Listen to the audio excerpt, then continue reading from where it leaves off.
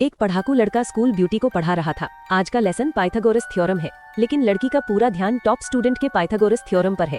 इसलिए जब कोई नहीं देख रहा होता तो वो चुपके से टेबल के नीचे पाइथागोरस थ्योरम पढ़ने चला जाता है। जैसा कि कहा जाता है, सच को परखने का एकमात्र तरीका प्रैक्टिस है, और लड़की के काम सच में इस बात को साबित करते हैं। टॉप स्टूडेंट स्कूल ब्यूटी के पढ़ने के जज्बे से बहुत प्रभावित होता है।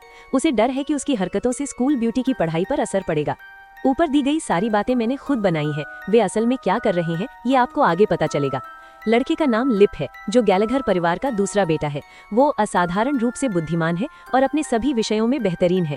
इसलिए वो अक्सर अपने सहपाठियों को ट्यूशन पढ़ाकर कुछ पॉकेट मनी कमाता था। घर पहुंचते ही उसने देखा कि उसके कपड़े पसीने से भीगे हुए हैं, तो उसने जल्दी से सूखी पैंट पहन ली।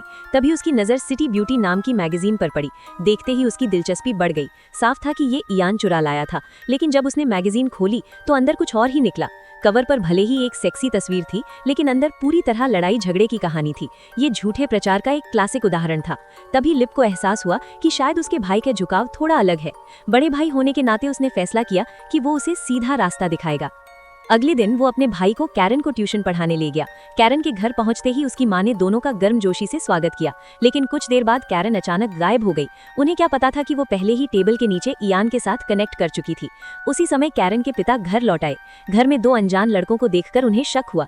जैसे ही उन्होंने पर्दा हटाया, सच्चाई सामने आ गई। ये देखकर उनका गुस्सा 7वें आसमान पर पहुंच गया। वो दोनों लड़कों को पकड़ने दौड़े। किस्मत अच्छी थी कि दोनों भाई तेज थे और किसी तरह भाग निकले, लेकिन भागते वक्त लिप गिर पड़ा और उसका टखना मुड़ गया। घर पहुंचने पर फियोना ने उसके पैर की अच्छे से जांच की। सौभाग्य से चोट गंभीर नहीं थी। अचानक दरवाजे की घंटी बजी। दोनों भाई घबरा गए और तुरंत छिप गए।